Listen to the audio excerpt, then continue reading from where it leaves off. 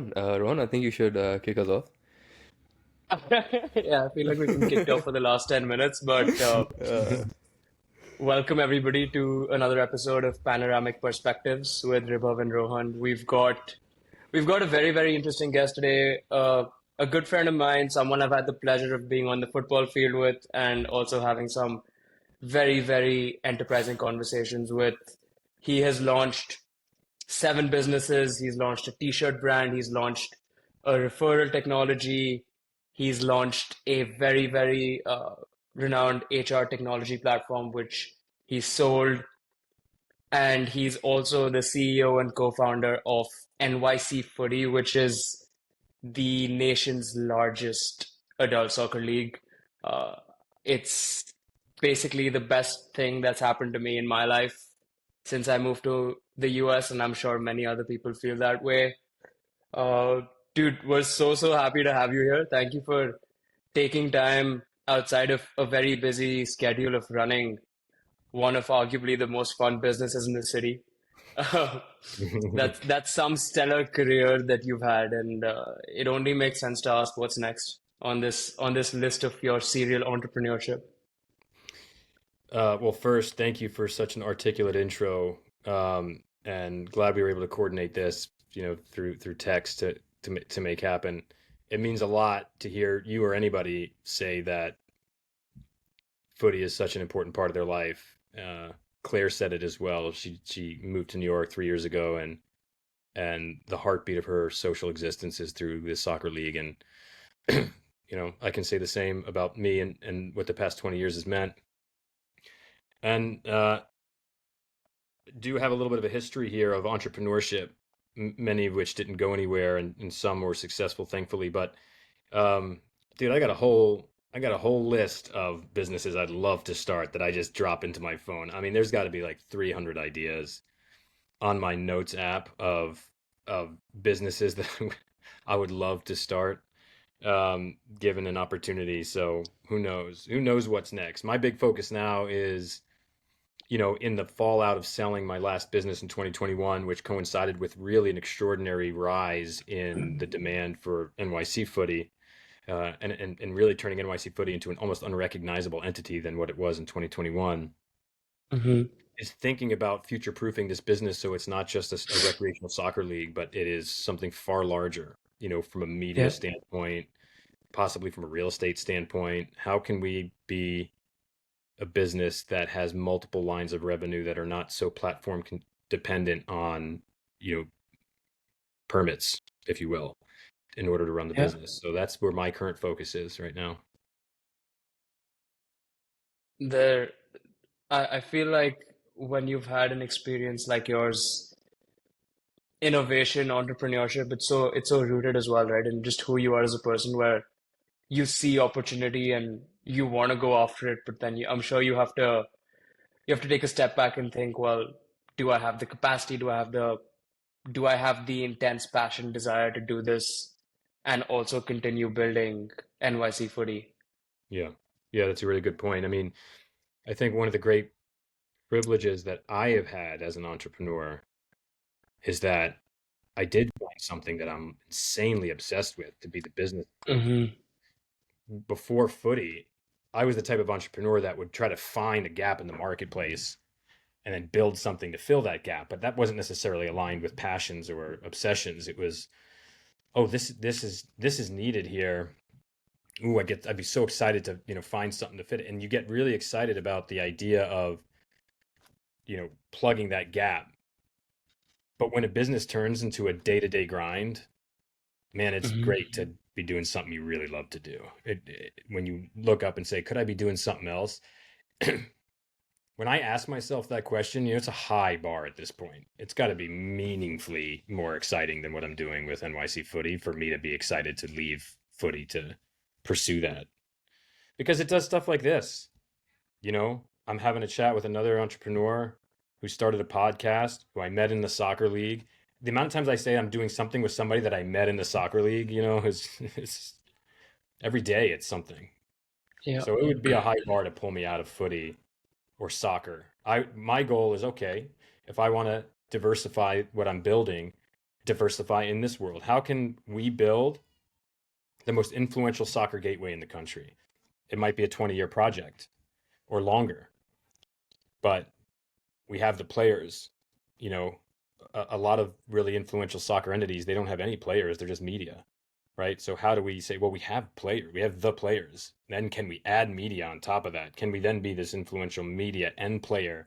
Okay, we've got media and we've got players. Can we also, can we also build a thriving, facility arm where we actually manage our own facilities? I don't know. This is an idea that we're working through.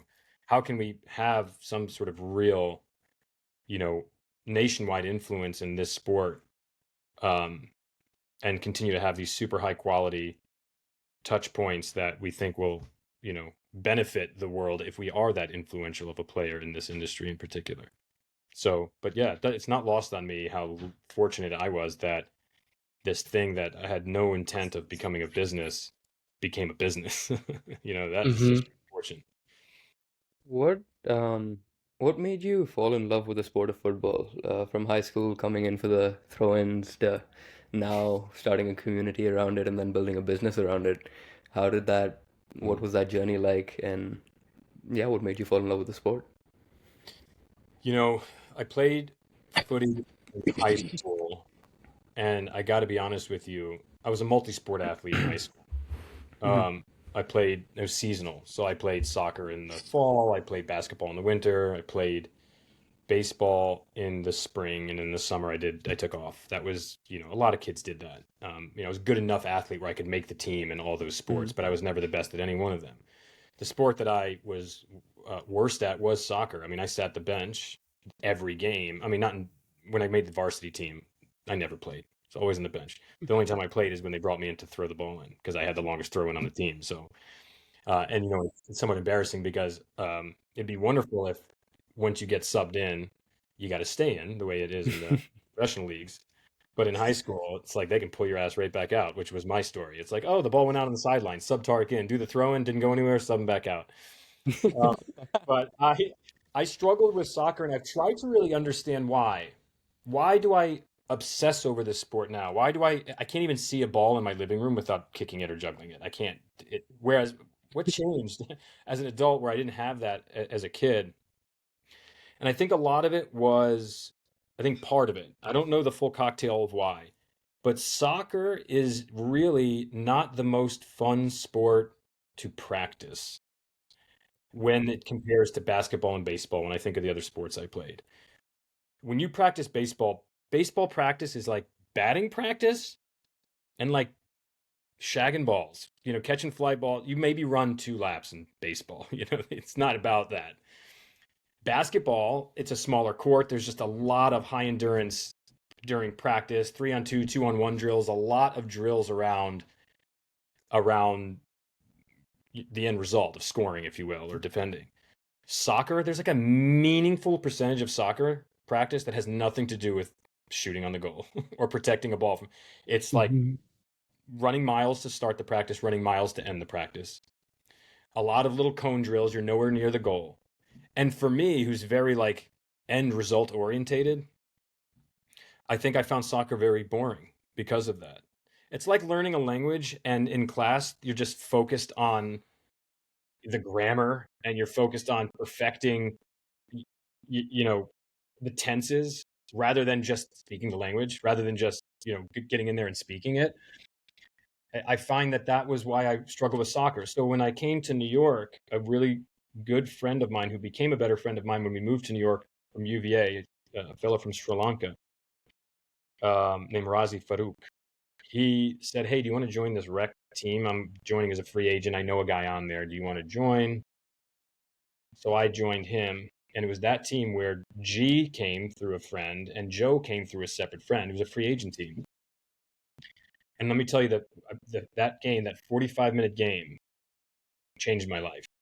It was so much fun. There was no running laps. There was no drills. It was just take the field, try to score, try to keep them from scoring. And the whole game was that. And the addiction hit instantly.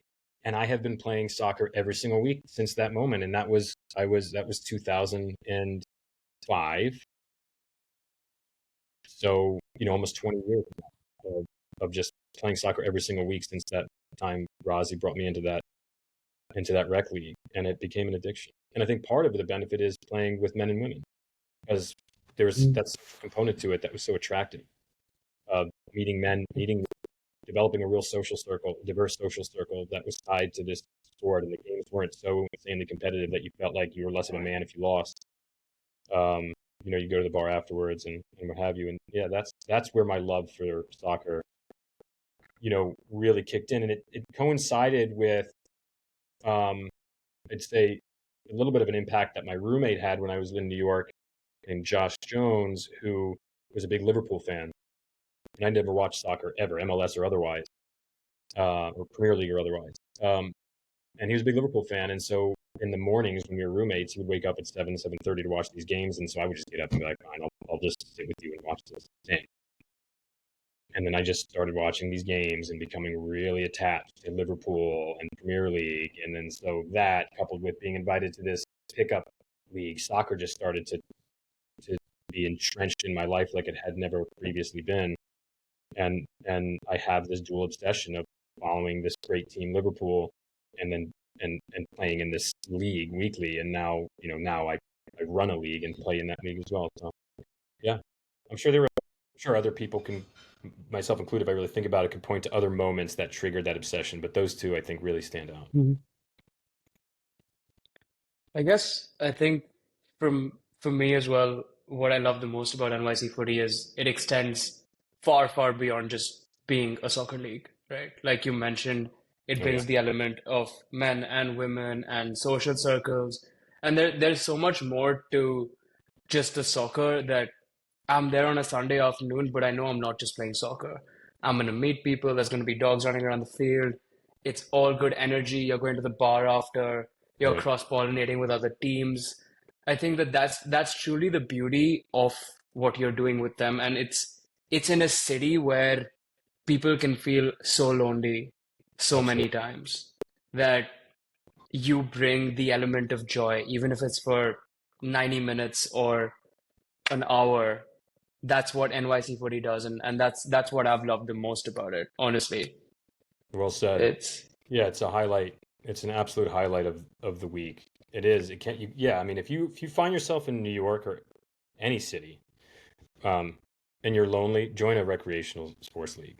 I think it's just such an outstanding outlet. And I think mixed gender is in particular what you should tap into, because I've been lonely and then played on men's leagues and continue to feel lonely because yeah, those men's leagues can be, and exactly. you played in them too, Ryan. I mean, it's different, and being in a competitive men's league is like a totally different experience than playing NYC Footy. I mean, completely Yeah. different cultural experience.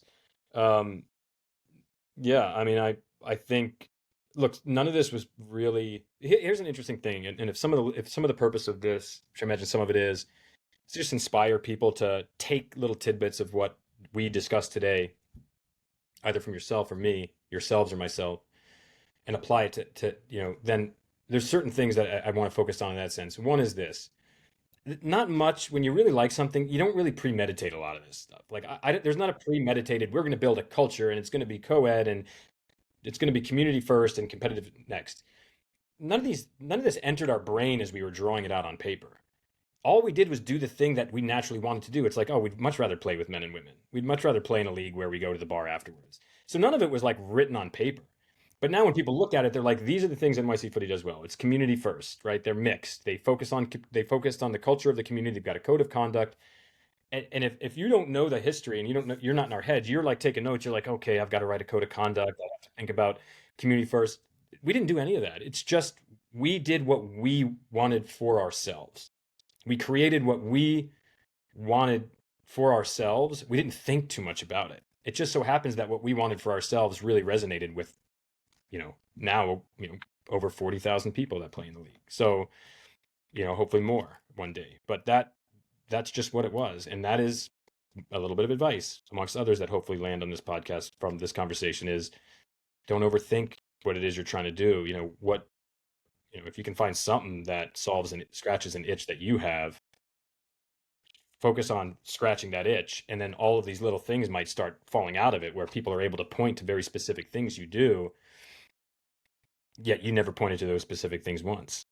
That's kind of Hmm. the strange thing about it sometimes. I remember being a student in entrepreneurship in college and, you know, oh, okay, so these are the steps so and so took to do this. It's really often, I imagine, for a passionate founder that none of those steps are really well defined. Yeah. Really interesting you say that. So you've started with seven businesses. NYC Footy was a passion project that, is immensely successful now. Um, but all the previous businesses that you started, like you looked for an opportunity, you found a problem, you solved it. Whereas this, you just did something that you wanted to do. Right. What gave you the confidence to just do what you wanted to do rather than sticking to something that worked for you before? That I'll identify this problem, I'll get whoever's facing that problem value and, Mm. go with it. That is such a good question, and it's really an unfair response. And it's that I didn't know this was going to be a business. I Hmm. I Okay. I already had a business that I was focusing on, that I was trying to write out all the steps to make it perfect. Hmm. And I just said one day, hey, do you all want to create our own league and bring these same teams to it? And we'll go get real jerseys and we'll get sponsors, we'll put sponsors on it. And we'll track stats and we'll create this league that again, we would create a league that we would want to play in that serves these needs for us, but it'll be the same league, these same six teams that we play against every week. We'll convince them to join ours. And we did that thing.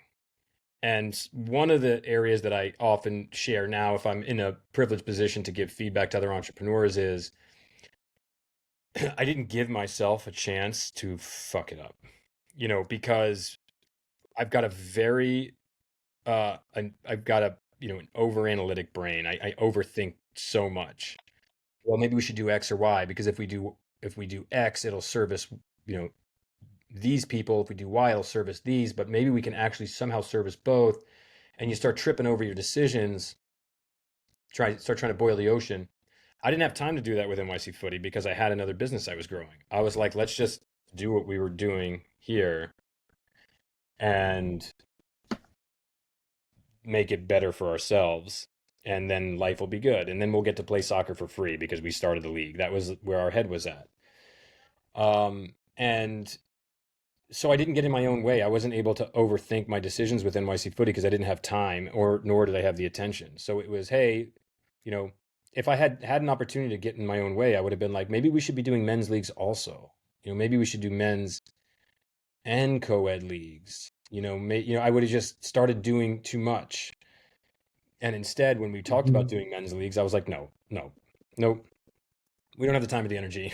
Can we just do Yeah. this? And it ends up being a prescription for success, which is stay in your lane and just nail it. So do one thing in the rec soccer space better than everybody else, and it was co-ed soccer. We'll do this better than anybody else. And then that of course will unlock doors down the road if you decide to venture elsewhere. But that, you know, I didn't get a chance to get in my own way. And I learned a really big lesson from that of I didn't have the time, the attention span, or the energy to think of all the other things that I would be impatient to see come to fruition with footy, and thus dilute the signal of the core product, which is what I've done with pretty much every other business I've ever run. Interesting. So staying on the same theme of that, you've also worked corporate jobs before. Mm. Now that you have this passion project and it's doing immensely well, how has, create working regular jobs, creating startups, in the corporate space, and then this passion project, how has over that journey, how has your view on happiness, purpose, what's important to you, what you should be focusing on in life, what's important in life, how has that changed? And would you do things differently if you could go back? Yeah, such a thoughtful question. I do tend to have this existential sadness about the state of the world when it comes to employment. Mm-hmm. And um, it, basically, I just believe pretty deeply that most people, if not everyone, has a real gift to give the world if they're allowed to truly express themselves creatively without external influence, of which we have on top of ourselves since we're kids. And that's what makes it so hard to find what our true creative gift is, because we never, it's so tough to tap into that when you're so impressed upon from social pressures and social influence, if you will. And so nothing saddens me. Well, many things sadden me more than this, but just to be somewhat hyperbolic, nothing saddens me more than being on LinkedIn and seeing someone write a post about just how excited and happy and fulfilled they are to start a job Hmm. as an account manager at an advertising agency or something. And I'm like, Yes. you are lying to yourself. You really are lying to yourself, because each individual desperately wants to find purpose in their, what they're going to toil over. And we are not necessarily in a world where people can go and express themselves creatively and find their independent passion and pursue it, because the infrastructure isn't of an organized functioning society doesn't really allow for that. So most people are convincing themselves to go get a good degree and go get a job at McKinsey or something and get a high paying job. And sometimes I'm like, man, what would that person have been? There's that song that Dave Matthews sings called, I think, Dancing Nancy or something, where he basically goes through this thought process of, what else would I have been? What else would I have been if I wasn't this? Could I have been this? Could I have been that? Could I have been that? Hmm. And could I have been a Dancing Nancy, which I don't even know what that is, but that's the name of the song. But and I think that, I think that about myself too. As much as I find soccer a real passion, when we're all turned into dust, is soccer that important? Did I really dedicate my whole life to the most perfect creative expression that I can offer the world? I would say probably not, as much as this is a great fun passion project. But it does Hmm. sadden me to know that like 99%, without knowing the real numbers, of the world will spend the majority of their time toiling over something that they're going to convince themselves is important, rather than deeply, almost spiritually believing that it's important. Hmm. So, um, and some of that I learned by spending 4 years in the corporate job where I was a clothing buyer. And you see people, how serious they take it and how they dedicate their lives to this company that, they don't see how dispensable they are, which is also scary to see when people think that they're not replaceable. And that's just not the reality with companies, of course, or really align themselves so deeply, their identity, with the company they work for, like people that may have worked at Peloton or, you know, some companies like that in that genre where they attach their identity so much to the company, and that that's a bit of a facade. I will say this about the corporate gig, though, in as much as it lends itself to building a business, you learn a lot about discipline and deadlines in corporate jobs. And I think that is very much uh, understated how important that is, especially when I've been building companies in the startup space and you hire different people and you realize how hard it is to get people to understand deadlines and deliverables. I also, it was, diversity is a what do they call it, like a buzzword in the startup space. A lot of these big corporations, they're like so diverse. They don't have to talk about it. They're just so good at hiring great people of different backgrounds. And Lord and Taylor, give him credit, was wonderful with that. I worked with probably the most diverse subset of people I'd ever worked with at that company, all so smart. And also they hired people with big personalities. So I learned a lot of great things about that in the corporate job. And so again, if you're going to get lost in a corporate job, I would always, one of the things I gave a little bit of feedback for in a recent talk to students at University of Virginia where I went was, if you're going to take a corporate gig, really try to find a side hustle of something that you just love. And that makes life so much better when you're like, yeah, I work a 9 to 5, but I'm also doing this thing I love, this podcast I'm building or this soccer league I'm running. So like, yeah, I work 9 to 5 over here, but my brain is actively toiling over something I obsess with, even if it's an hour a day or 30 minutes a day. And I think that's really important for people to pursue in some capacity. So a lot of these things came to me, and your question on if I could do it all over again.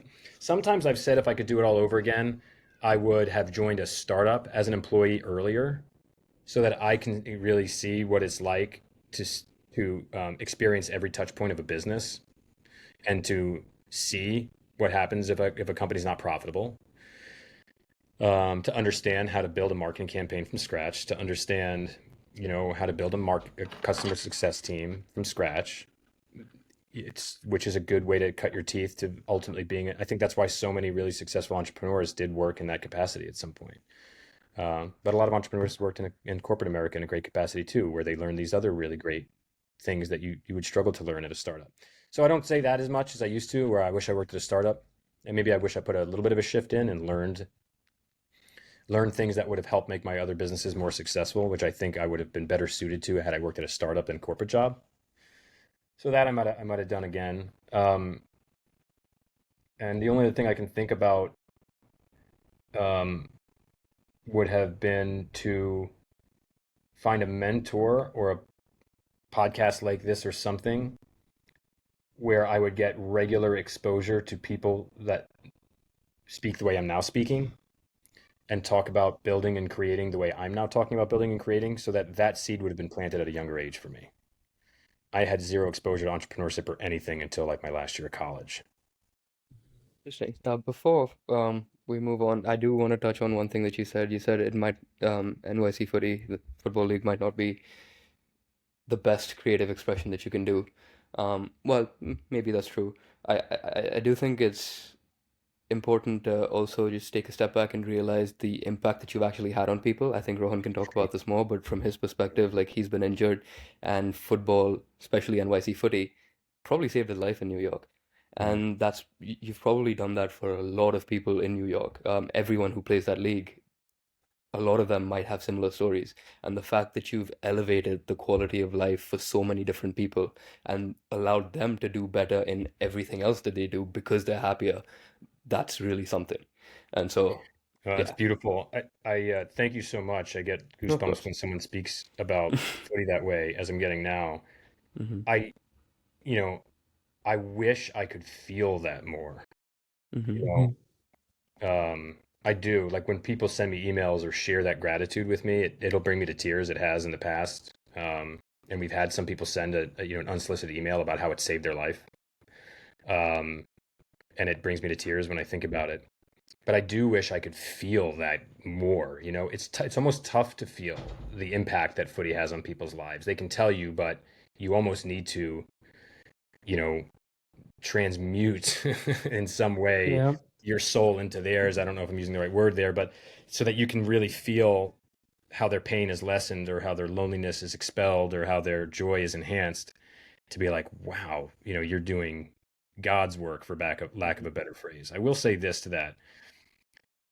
I think that when you're building a business, it's hard to find a business where it's like all positive.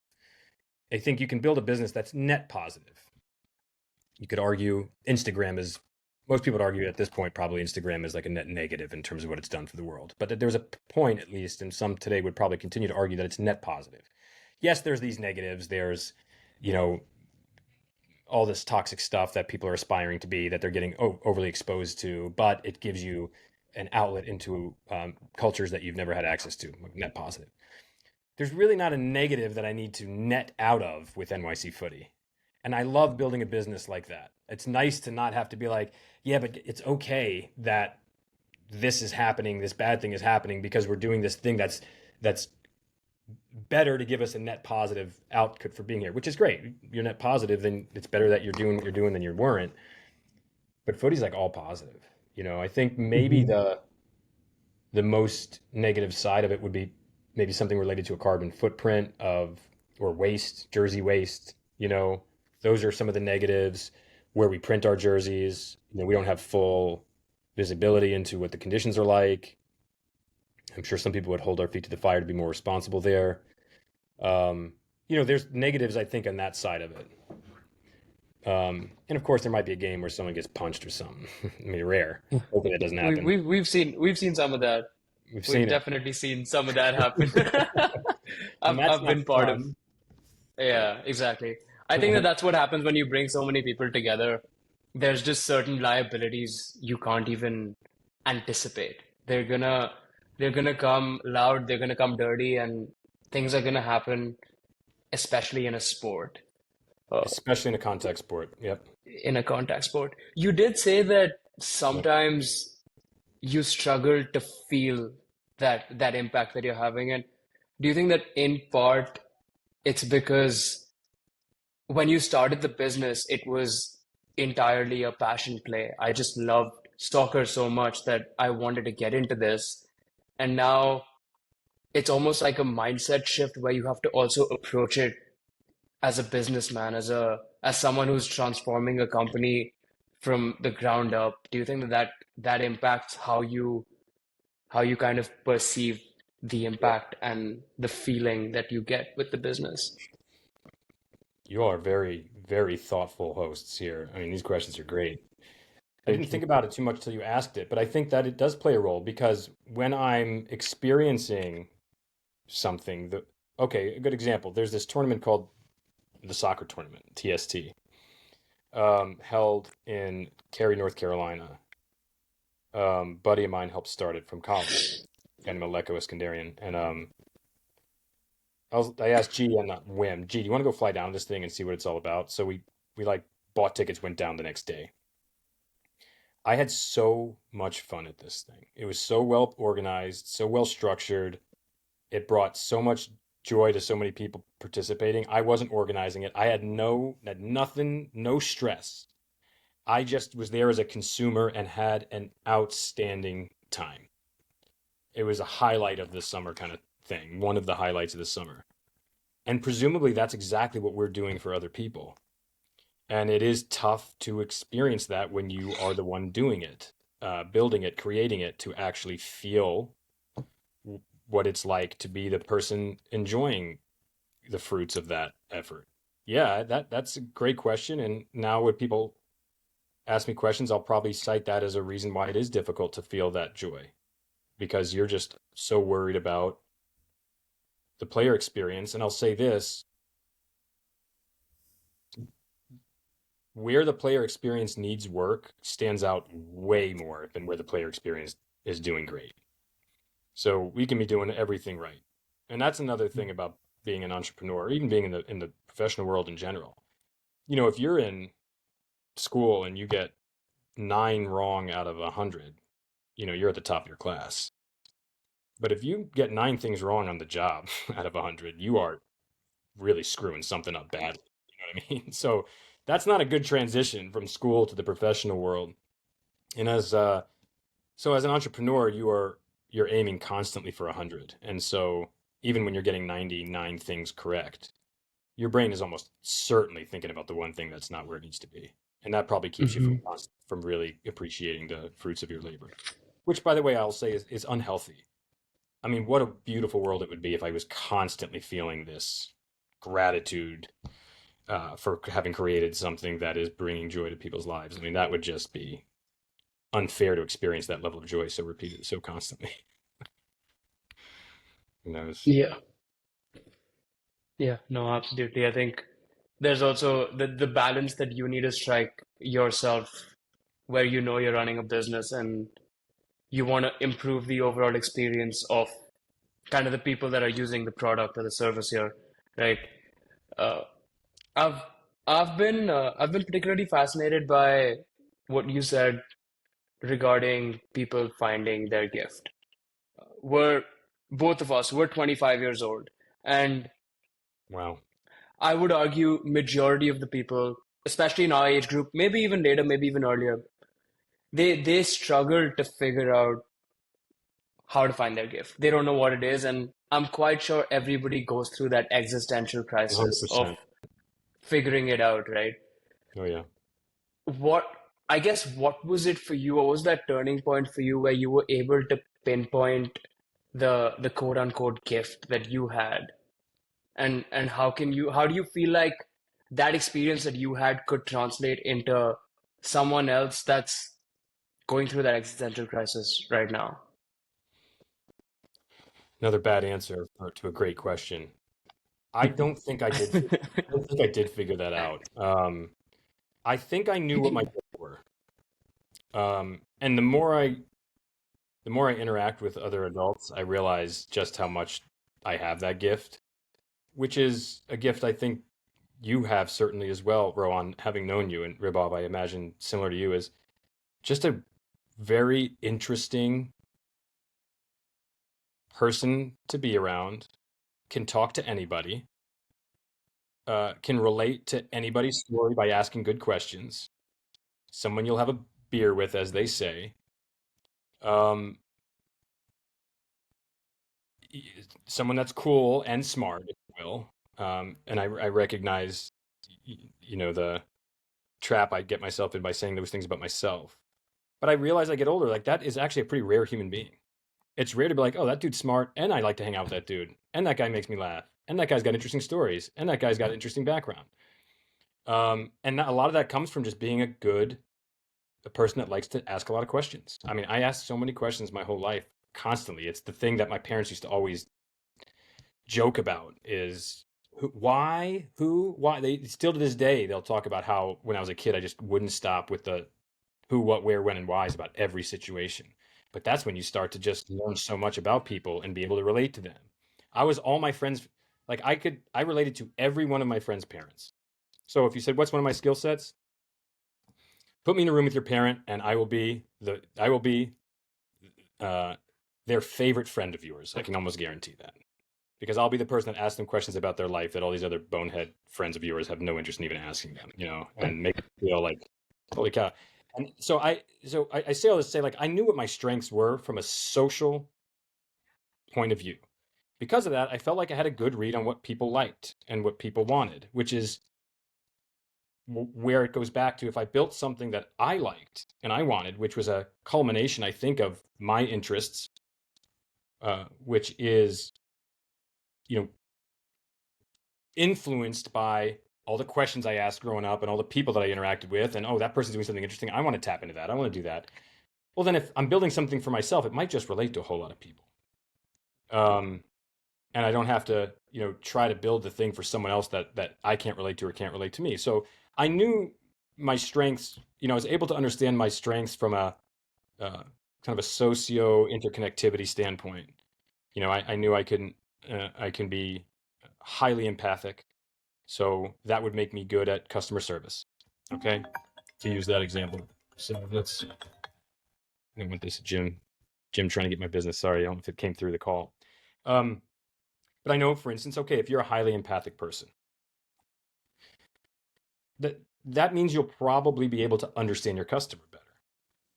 So how does that translate into building a smart business? Okay, well, you know that, for instance, if you were to move the start date of a league, okay, you can just move the start date of the league and tell everybody, of course. Or you can understand that a lot of people might want an explanation as to why you're moving the start date out, and they'd appreciate that rather than just taking I'm just going to move it out and you're going to deal with it. And that's why, Rohan, if you've subscribed to our email, what you do, so many of my emails are like littered in the reason we did X, right? It's like I explain to our community constantly all the reasons behind the things that we do and the decisions that we make. Because I respect so much that any member of our community might feel like our decisions were extremely selfish, because I feel that way. I can see that in businesses sometimes. So having a lot of empathy for somebody allows you to imagine what anyone at any given point in time how they might perceive a message you're communicating to them. And you can get ahead of that by being really smart with your communications. And I think I've done that really well as well. So you understand these strengths. It can lead well to understanding your customers, in my case, make you a very empathic, creator, if you will. So some of the things where I understand my strengths have helped. I'm an excellent multitasker, as an example. So that also lends itself nicely to entrepreneurship, or at least starting a business. But I also understand your weaknesses. I'm really, really bad at scale. I'm really good at building a company that wants 100 out of 100 things perfect for the player. That doesn't lend itself to being someone that's great at scale, where you have to make trade-offs. You have to be willing to just let people suffer in this category so that you can quickly grow this category. I am bad at that. No, admittedly, I really struggle with that. So knowing that, how do we scale NYC Footy? I have to find other people. I have to really understand other strategies that will maybe let me tap into at least some level of that way of thinking. So it's the longest answer, but it's because I don't think I I don't fully, I didn't know what my strengths were when I went into it. I figured it out more. Again, going back to the thing I said at the start, where you're not too cerebral about your decision making when you like something. Because I was so obsessed with NYC Footy, I answered every bloody email as if I was a player. You start doing all these things because you're so obsessed with it.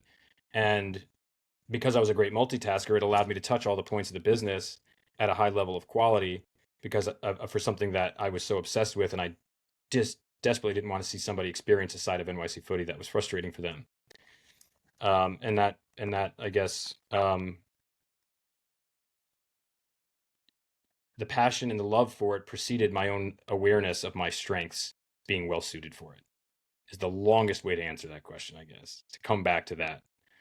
I think if you're somebody that does, you know, if you spend a little bit of time, you can probably know what your strengths are. But you have to be willing and comfortable to say to yourself or to say out loud, I'm really good at this. A lot of people aren't good at that. I struggled with that for a long time to really believe that I was better than others at certain things. I always had, what do they refer to as, like, imposter syndrome? Always. And now at the age of 42, when I look back, I was like, God damn, I wish I didn't have imposter syndrome so much in my life. I probably would have accomplished way more if I walked into a room being like, I'm the best at this than anybody here. Or I can accomplish this faster and more efficiently than anybody in this room.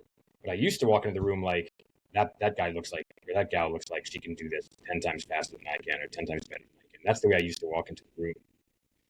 So if you can just look at yourself and say, no, this is a strength of mine. I'm better at this. That is a really great first step. How do you then find a career or a path to apply that towards? That is tricky. That's why I think it goes back to just where do you enjoy spending time? And see if you can't find something, that align. Look, I'll tell you this much. If there's a thing you like to do, or there's something you're passionate about, if you're passionate about the environment, or you love dogs, or you love the smell of fish food, you want to be around it all day long. Sounds crazy. There's probably businesses in all those industries, multiple businesses in all those industries. You know what I mean? There's businesses that make fish food. There's loads of businesses that traffic in pets and dogs. There are huge multinational businesses and small startups that are working on environmental technology. You're a Google search away from at least working in a field that excites When it comes to empathy, would you say that's a universally important quality to have to be successful as an entrepreneur? Like for something community based makes sense. But for something like Uncubed, for example, that's more B2B, is it helpful or can it sometimes be an impediment and actually like the empathy make you maybe cause some sort of roadblocks or decrease your iteration process or something of that sort? I'd say at the risk of inspiring or motivating some of your listeners to want to be less empathic, I think high empathy is a huge roadblock to progress as an entrepreneur. I do. I think there's certain industries where it aligns well with. I think I've benefited from that. Despite NYC Footy being the largest league in the country, it's still a small business. It's not like you're talking to someone that's built a billion-dollar business. Um, you know, and I would say that there's studies where sociopathology means you're way more likely to be a successful entrepreneur than an empath, and you're willing to uh, do things that are not illegal, but certainly traffic in the waters of immorality and have some dubious ethical um, components to that decision making. But you don't give a shit. You'll do it. And I do think a lot of really successful entrepreneurs are low on the empath scale. It's a theory, but I do think it gets in the way. I think if you're thinking too much constantly about all the people that are feeling your product, you can be paralyzed and just not moving forward. Yeah. Do you not find that there are specific, actually, let me backtrack. Do you not think that for a lot of businesses, the people that are building the business make the business, and if you're not empathetic or rather don't have a high EQ, that could be an impediment to building a lasting, sustainable, successful business? Oh yeah. Yeah, great question as well. I'm glad you're asking it so that we don't steer too far off course for the listeners. But two things to that question. One, I think if you're a high empath, you really can't hire low empath people. I think that's very difficult. I think which I had. I mean, I have, a dark history with one of my first companies where I had a very low empath partner against my very high empath approach, and it was extremely difficult, very, very difficult to operate. Uh, toxic, as toxic as you can imagine, like a founder relationship being sort of thing. Um, uh, so yes to that. I also do think that it is not sustainable to build businesses through a lens of low empathy. Definitely. But I would imagine that many low empath founders have built the business to a point where a higher empath can take over and guide it towards a more sustainable place. My guess is that has happened successfully, and I think that probably has happened quite successfully. It does strike me that it would be difficult to be so low on the empath scale that you can maintain a large successful product or service that really doesn't embody some level of empathy towards your customers or something for sure. Yeah. Now, coming back to what you said that everyone has a gift to give the world. You're a father. You have two children, both daughters, I think. Yeah. How, what do you do as a parent to um, encourage curiosity in your kid and set them on a path where they're confident, as you said, like if they walk into a room, they're not scared of anyone, they're confident in their abilities, Right. and they navigate their life in a way where they're finding things that interest them and trying to figure out a way to make that effort of theirs useful to other people. um this again, another great question. I'd say this is something I think about every night before I go to bed, particularly with my oldest daughter who's 9, because I have a 2-year-old who, you know, she just wrecks the house, so She's not remains walking into any rooms just yet. yeah, it remains to be seen what she, where she falls on the confidence scale. But when you have a 9-year-old, uh, man, it is tough because you face this external influence of your peers and what they're interested in, and you feel like you should be interested in the same things. That's one layer that covers up your creative expression when you are doing things that other people find interesting, and so you think you should be finding that interesting as well. So you watch that play out. Um, you see the exposure to social media and its toxicity, and thinking, oh my gosh, look at all these things people are building and doing and accomplishing, and look at me, I'm not doing it. That makes you feel less about yourself. And you have to try to shield your kids from some of these external factors. Um, and but a lot of it is hoping and praying. So for instance, my oldest, and Rohan, you would have seen some of this, that she's at all the tournaments, right? So she's there, she sets up a little booth, she sells some of her baked goods. And so that's something that, at least as a father, I find important is she loves to bake. She's very good at it. So don't be a dream killer at any point in time when it comes to baking. Like if she's going to turn the kitchen upside down, let her turn the kitchen upside down and bake if that's what it is. Don't tell her, you can bake once a month because the kitchen gets dirty. Well, you're becoming a dream killer, and I think that can be hurtful to somebody's confidence. Yeah, being a parent is So hard. it is, yeah. Um, so I watch her bake and amongst other things, and I'm thinking, she's so good at this, and people tell her she's so good at this, and you're like, well, that's something. She's doing this thing she's better than all her peers at. That's got to help with Yeah. confidence. And you hope that it does. because sometimes you can see that maybe it's not having the influence and confidence that you would think makes sense. Like, oh, wow, she's going narrow and deep on something better than everybody. Like, people are going to want to be at her level and she's above it. But there's so many other factors at play when it comes to the confidence of a child. And some of it is genetic. So I think my daughter has a little bit of what I have, or a lot of what I have, where she's a super high empath. So here's an example. My wife wanted to do a yard sale last weekend. It was going to be a beautiful day. It was a beautiful day, a Saturday. We had all this stuff. We moved into this house in April. We had all this stuff. I'm going to go do a yard sale. So nobody came to the yard sale. So my wife puts this whole thing out. We're in this kind of cul-de-sac. She put signs up last minute, and it didn't lead to anything. My daughter was so heartbroken for her mother, even though my wife didn't care. She was like, look, I'm just going to donate it if no one comes here anyway, and pack the car and donate it. But my Kalila she felt this pain, this manufactured pain of what it must feel like to be someone that tried to do something and no one showed up. So she went up to her room and got $50 out of her safe and brought it down and gave it to my wife, because she felt bad that she didn't make any money at the yard sale. Like, such a high empath. And so my thinking was like, oh no, feeling so much of someone else's pain. You're going to feel so much of your own pain in your life. Try not to feel so much of other people's pain all the time.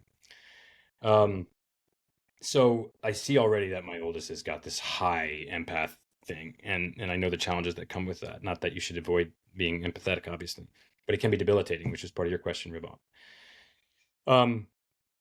But building that confidence is tricky, because I wasn't a very confident person. I think I come across as very confident, for what it's worth. I think people think sometimes I'm overconfident, or maybe not overconfident is the word, but arrogant, maybe being the word. My mother certainly thinks that.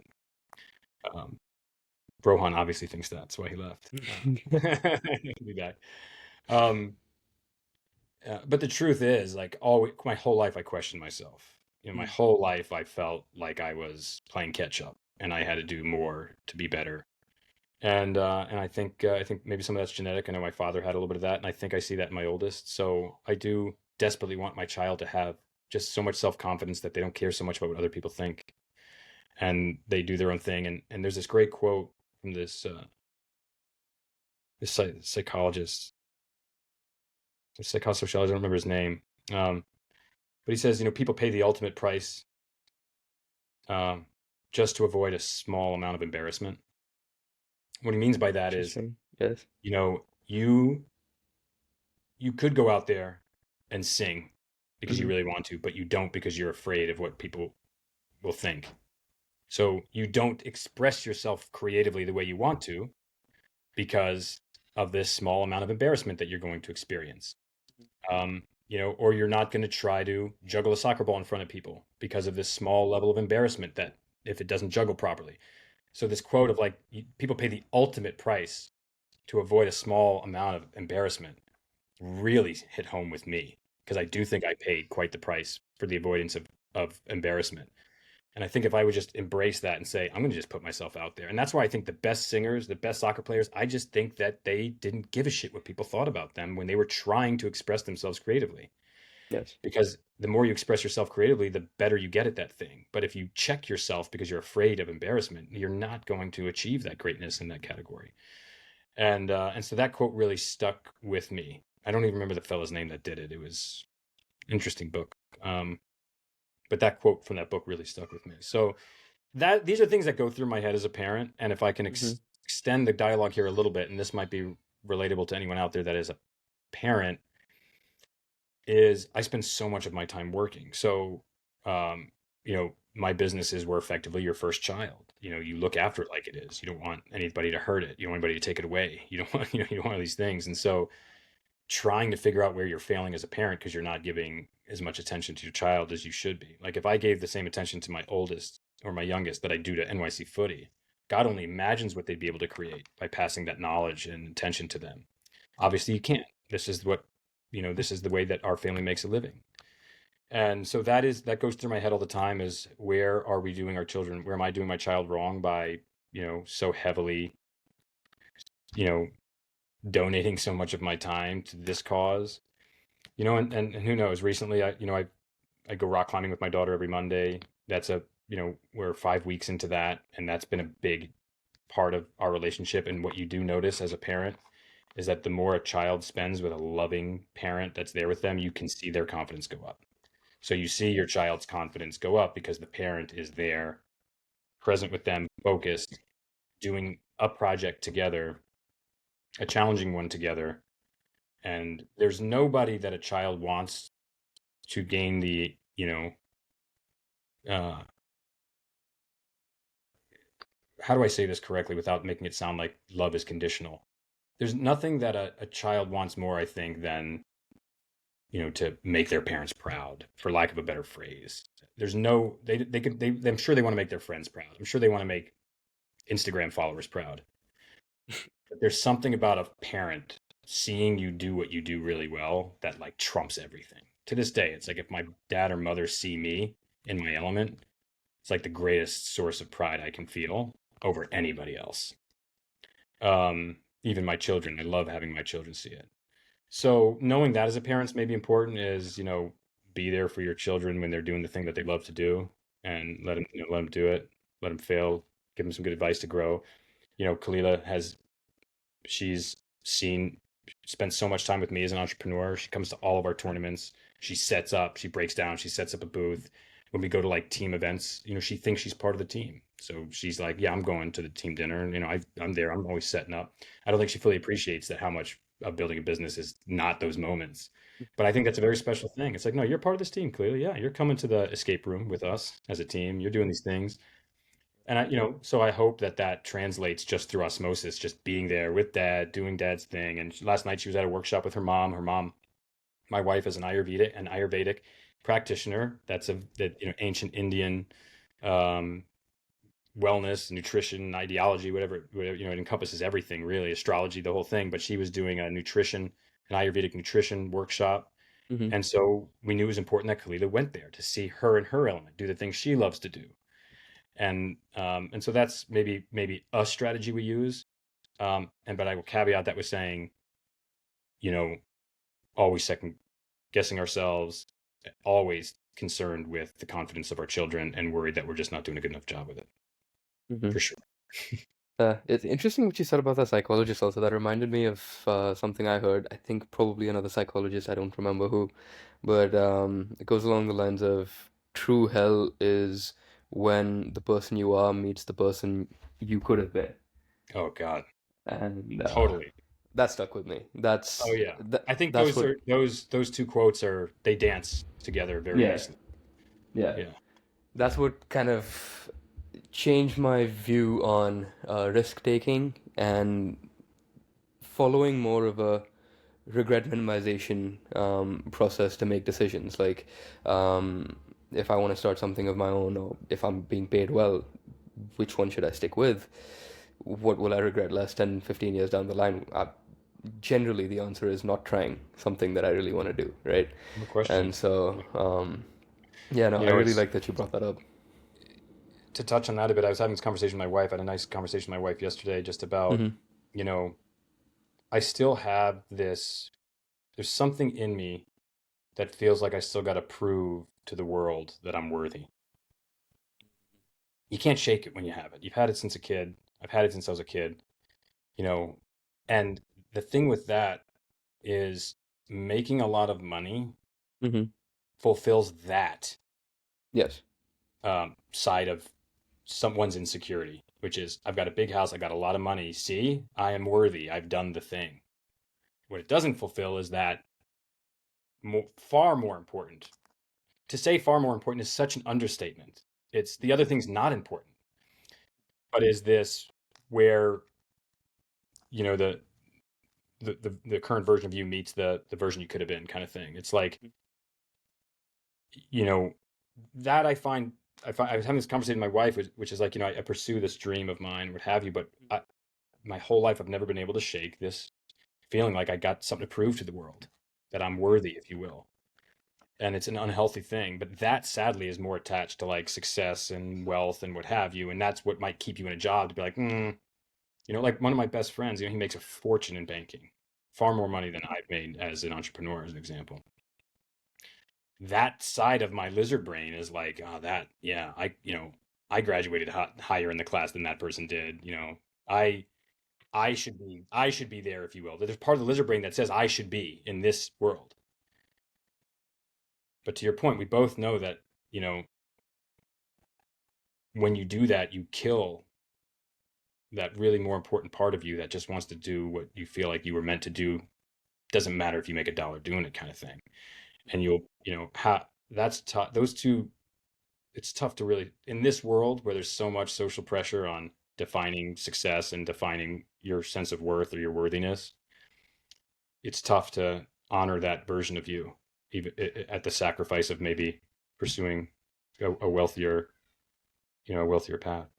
That's very true. I think Naval Ravikant said, and I'm going to misquote him terribly, but it was along the lines of desire kills happiness, but without desire, you can never be successful.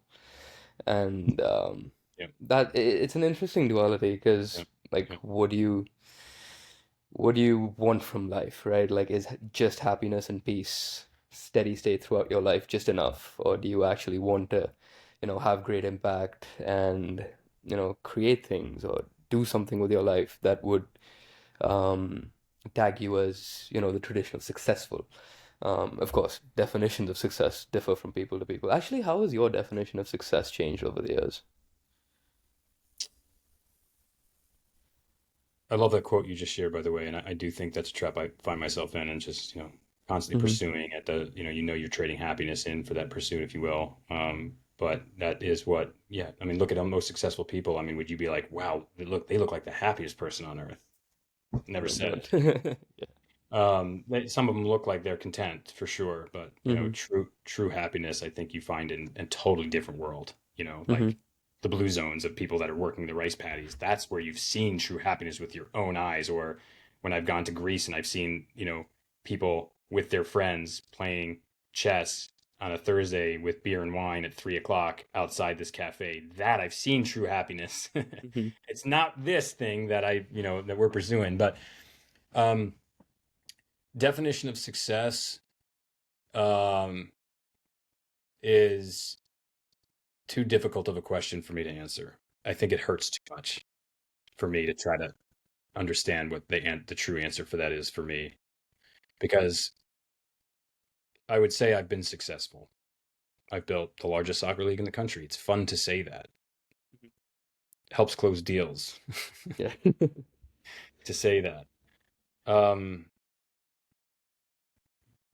but I do think there will be regrets on my deathbed where you start to understand what really success would have been, which is what you hear everybody say in their deathbed, which is I would have spent more time with my family, with my children, focusing on their needs, focusing on making sure they were confident uh, and could go into the world confidently, grab it by the horns confidently, without me there, and not, I think, I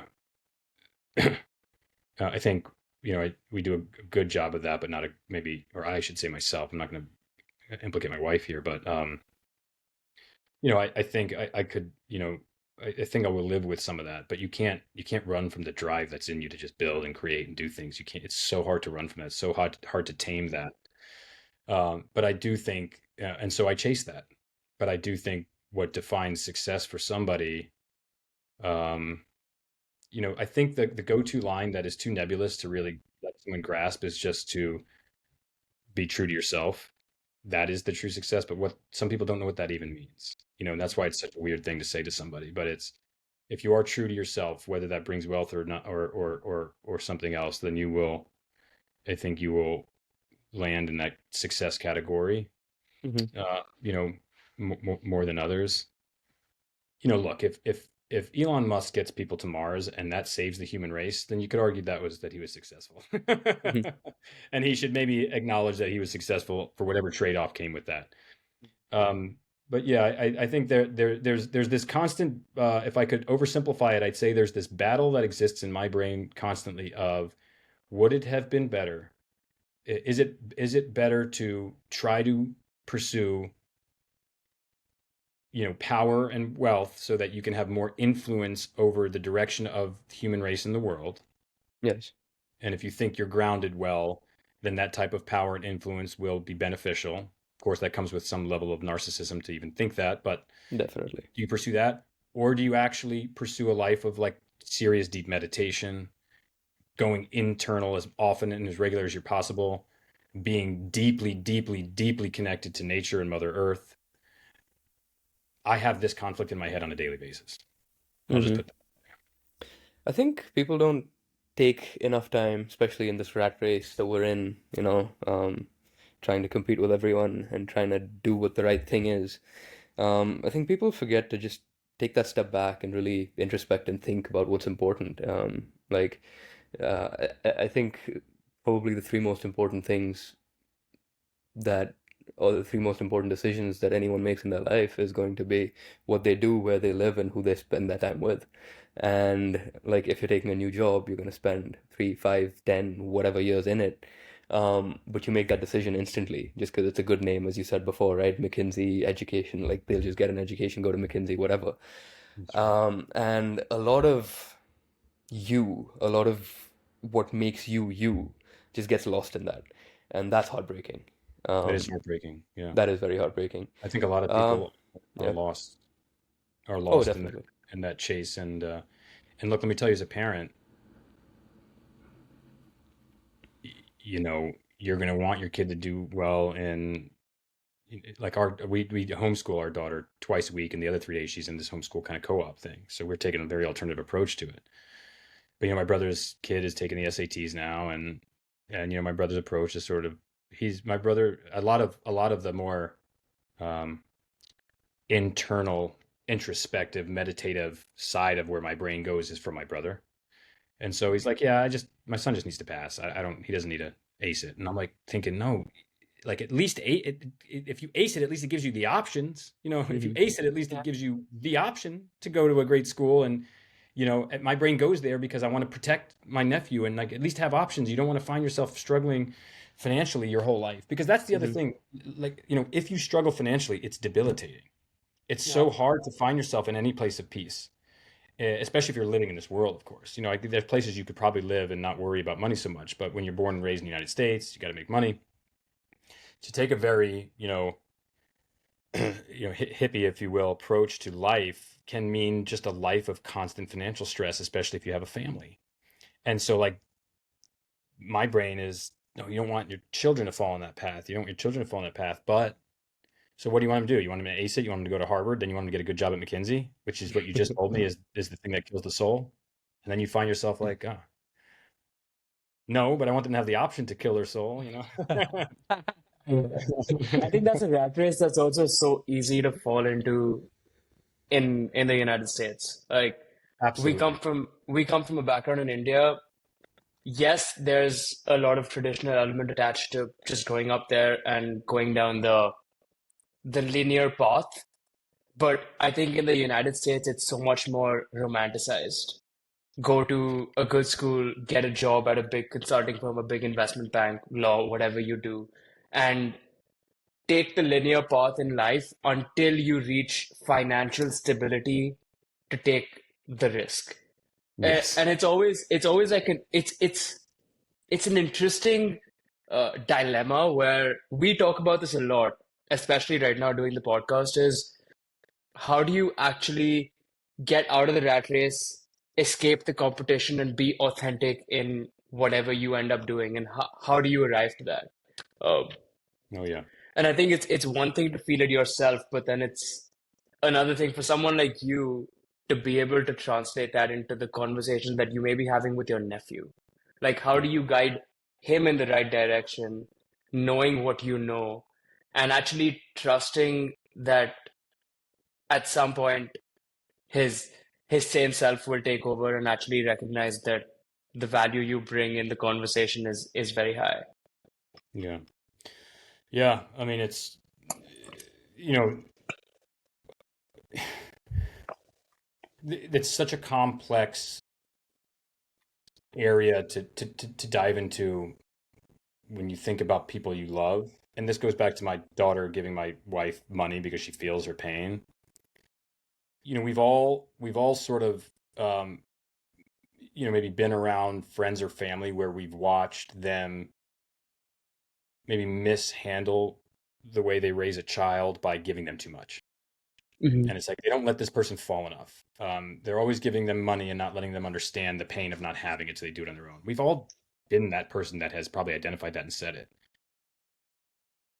When you're a parent, or and you look at nephews that are struggling or something, let's say, it's really hard not to be like, "Hey, I'm here for you. Like, if you need money, I got you."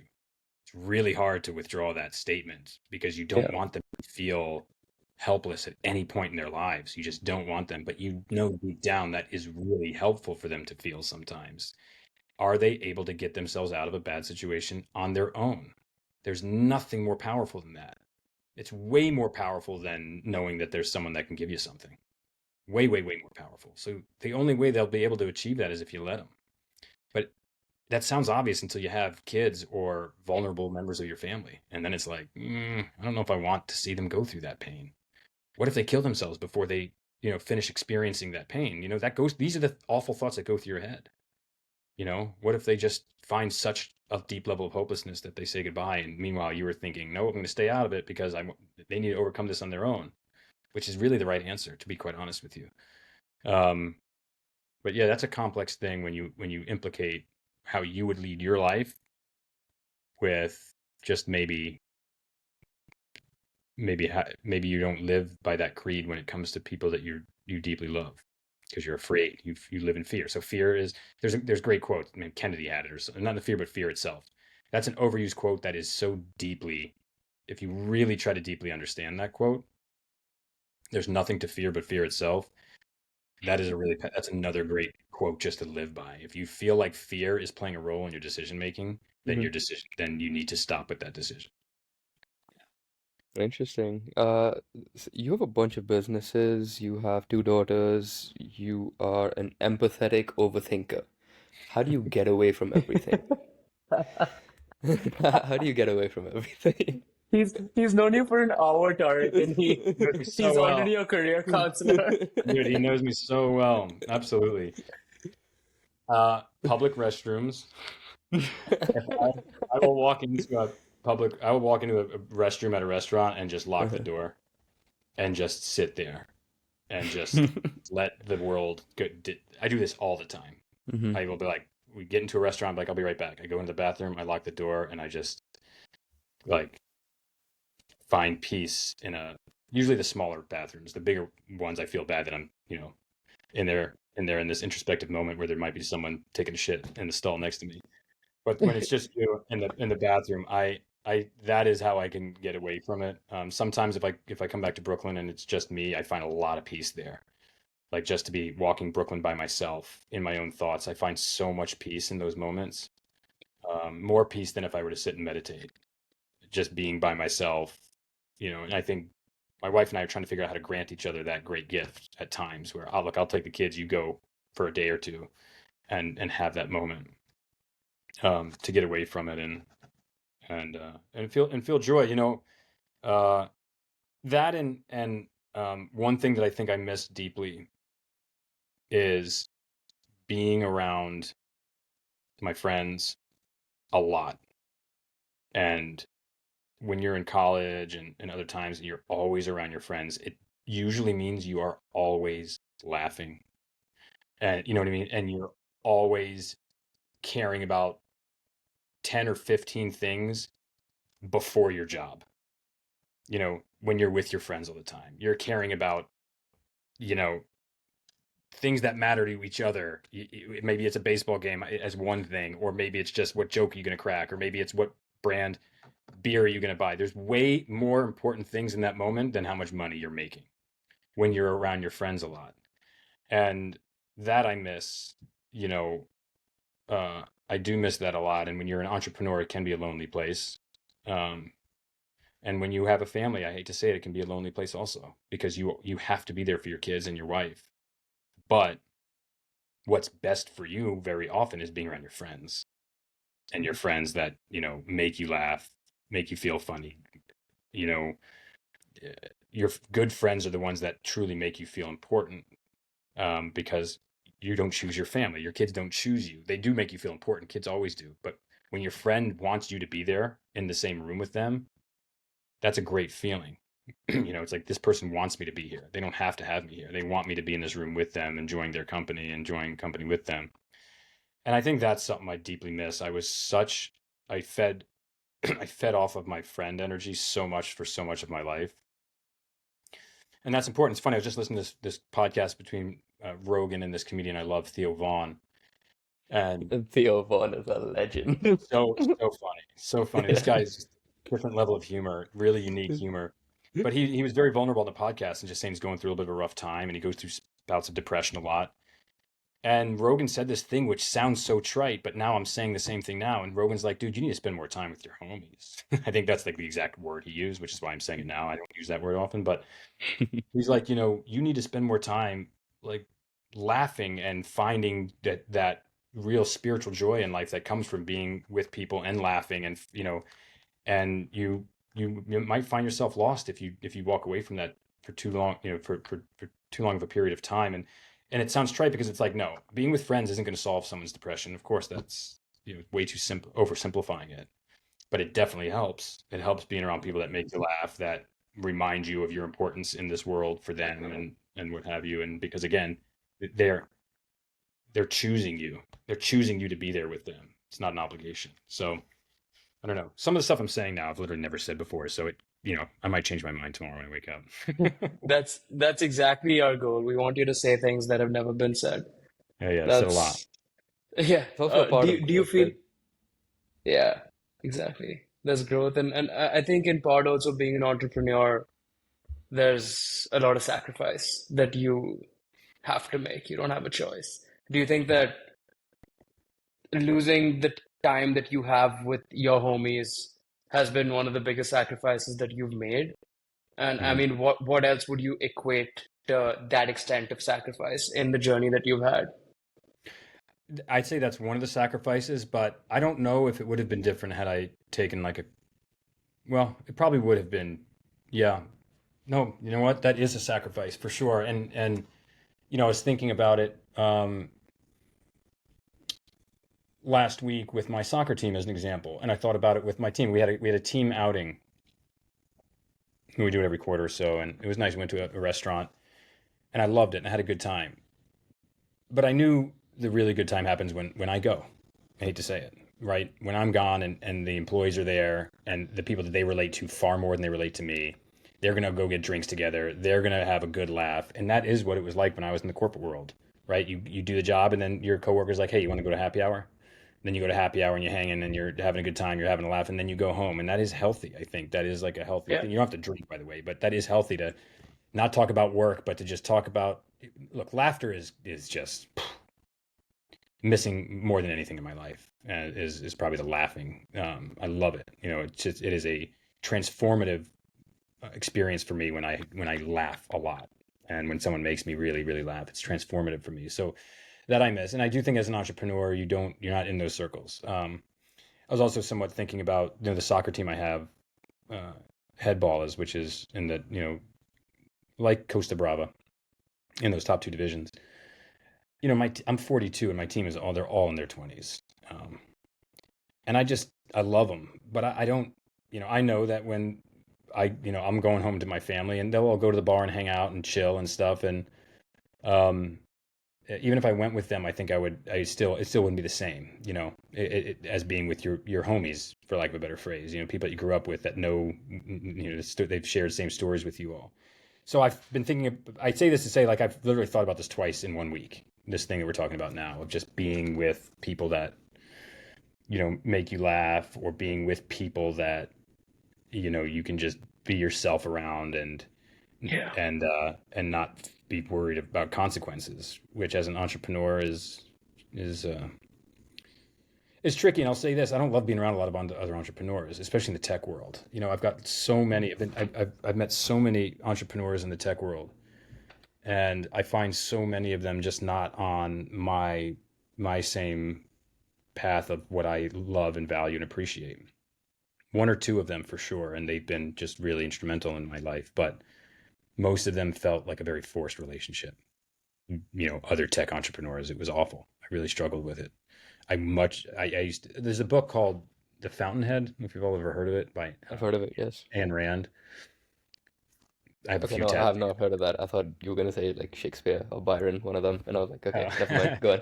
Yeah, The Fountainhead it's a narrative about an architect, about a series yeah. of architects and different profiles of personalities in it. Um, a controversial book, but the main character, basically extremely gifted architectural entrepreneur. He just hates being in the world with these other architectural entrepreneurs, and so he spends his life working in the rock quarries of the people that provide the product that the architects tell you need to build your place. He loves being with those people. They're more authentic, I felt that way the whole time I was a tech entrepreneur. I was like, I would just much rather be with like a totally different profile of person, So, and there's nothing wrong with them for what it's worth. yeah. It's just tribalism. It's not Hmm. the tribe that I am most comfortable with. Is there a NYC Footy for the 40-year-olds coming on? Is that a thing on the It's been radar? a request for Yeah. sure. It's been a request. It comes up often. We've tested these like over 30 leagues. I think we've shot ourselves in the foot a bit by having so many skill level divisions, like five, Hmm. that what people will do instead is, okay, we're in our 40s, let's just do like the P3 or the P4 league. That's what everybody ends up just doing. And especially because it's tough to be on a team where everybody's your same age. So invariably you're going to have someone in the 20s or 30s on your team, and then you have to boot them out if you're going to join an over 40s as an example. So we kind of created a structure that makes those over 40 leagues happen. I'm certain we're gonna get there one day. You know, um, I was just thinking, it's funny. One of the other things that I was thinking about this week was actually trying to convince my close buddies that are around my age that live in New York to form a new P3 team with me in footy for that exact reason that I was just sharing with you. So that I've got like multiple friends from college that are in New York. They don't play soccer, but they're capable. Can I Hmm. convince all of them just to join a team, and I'll ditch my P1? I'll play P2, Hmm. 3 instead. And then I know that after that game I can go have drinks with my homies, just like we were talking about. And these are my college buddies, these are people I used to see, but now I've created a team where we can see each other every week. So Hmm. that's something that I um uh was really meditating on quite a bit. Hmm. What day is today? Wednesday. On Monday, when I was Hmm. driving, I think my daughter to when we were going to rock climbing, I was thinking, I think I'm going to put a team together with people that I know I want to go and just enjoy their company with and look forward to that every week. So maybe I'll make So, that. mhm, you've had this, you still have this, drive to create things. Do you think that'll ever go away and you'll start focusing more on these connections and family? Or do you think that Hmm. drive is just a core part of your personality that's there to stay forever, whether you like it or not? Good question. It's probably a tough one to answer because I have noticed that at different phases of my life, things have changed in the way I think about them. So I imagine as Hmm. I get far older, I will enter a phase where a lot of this creation is not nearly as important anymore. Hmm. I'm certain that that'll happen. I don't Hmm. think it'll ever leave, though. I think my brain will always be thinking about creating. It just might, the vehicle for it might be different. I might be helping my daughter create something, right? I might be thinking helping other people create something. That might be the outlet for that thing that I have. I imagine that won't go away. I do think there'll be a day where I'll stop creating stuff, but I don't think there'll be a day where I stop the creative process, if you will. Okay, well, that's probably something that makes you happy because, Oh as yeah. you said, like one of the regrets you might have later is not focusing on these other aspects. And if you think focusing on those other aspects will be a natural progression, that's great, right? I think it Um, will. I think there'll be a day where I'm just not as, yeah, I'm way less motivated to be playing in that sandbox. that's fantastic. So, what's next for NYC Footy? I know you mentioned Miami. Why Miami? What do you look for in cities when you Mhm. go to a new city? A few things. One is we look at cities by similar demographic. So that would be like a Charlotte, North Carolina. Okay. Maybe, is similar. There's tech going on there. There's finance. There's other things. Okay. Um, there are sex appeal cities, LA, Miami. Okay. From a branding standpoint, those are probably stronger markets to go to get the world more excited about what you're doing. Hmm. And then is there an established league or not? if Mm-hmm. there's an established league, is it prohibitive to enter, Mm-hmm. or will it make entering easier? Mm-hmm. So we looked at all of these, and we did a pretty big, robust analysis of most tier one and tier two cities in the country, and that's the New York, Chicago's of the world, but also the Charlottes and the Nashvilles of the world. Mm-hmm. And we landed on a few that were most exciting to us: Charlotte, as I've mentioned; Nashville, as I've mentioned; Miami, and Seattle. Um, and we chose Miami because a few things, but one of our closest buddies, who you've heard of the yacht club, I'm sure, right, Rohan? Mm-hmm. Hmm. Far too well. Far too well. Well, this fella who you haven't met, he was one of the original founders of it, back ages ago. Um, and he then met his wife through footy. They now had a kid. They moved to Miami. Having him Wow. in Miami, who knows us so well, knows the league so well, really is probably the key differentiator of why we chose that over other ones. Is because we had someone we could trust in that market. Miami has proven to be very difficult because, believe it or not, there's no recreational soccer leagues in downtown Miami, Hmm. at least in the format that we're familiar with. I think there's some of these like really very local cultural leagues, right? Like a certain, Cuban league, if you will. There's not a website for them. You know what I mean? It's like there's the same six teams. It's, the way we experience it doesn't exist. So that means building it from scratch. And let me tell you, that is not easy. That is not easy. We are going to get there, thank God. We are now can officially say we've got two leagues that will be kicking off, but it has been a grind to get them there. We do hope and believe that once this league and what we bring as a product to Miami gets out there, and we can create media and people start talking about it, that we think it'll catch fire. Mm-hmm. Hmm. Um, but I would say that we are also looking in markets where we can acquire a league that's already there.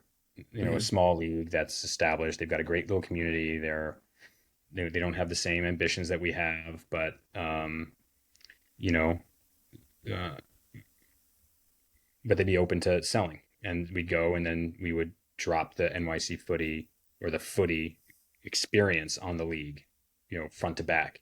That is a far more attractive way to enter a market for me. So we're looking at that. Um, we're looking at that as well. We're looking separately at um, owning in some capacity our own facilities, so that we're not so dependent on other people's properties. Hmm. OPP. Uh, to that might be, I don't know if you guys understand the OPP reference. Actually, I just realized I have dated myself severely by saying that. Yes, I was gonna ask. I Uh, got the context of the acronym right now, but I don't think go with you. There was a song called OPP by a band called Naughty by Nature back when I was growing up, and I think the hook was OPP, yeah, you know me, and it was just about other people's problems, and it was big, very popular song back in my day. Anyway, um, so I think uh, there's other people's problems, but other people's property. That version of OPP is what we would like to try to index a little less heavily on.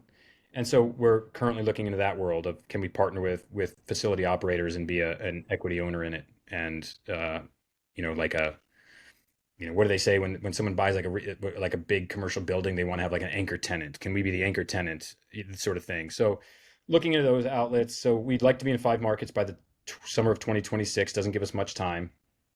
We will be in 3 for sure come spring: New Jersey, Miami, New York. Then we would like to expand into 2 more markets by the time the World Cup hits, for strategic reasons, and then hopefully that we can just do more and be Hmm. more creative, and offer just the greatest, again, soccer experience for people.